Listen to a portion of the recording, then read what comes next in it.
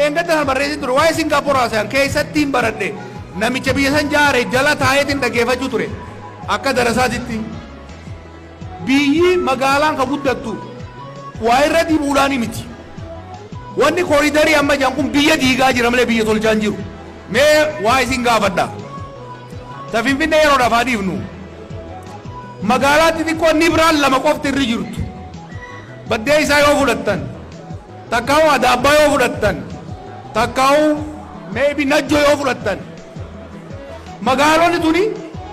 nagadni takka daldalli karuma san irra jira masmaroo tokko lama dukkaannis achirra jira bukaarinis achirra jira manneen kana keessattuu yeroo diinagdeen kufee jireenyi qaala'ee daldalli laaffate kanatti waan wati qashoo namni carraaqqatee ittiin bulsan jalaa diiguun rabbi birattuu maal jama rabbi jaati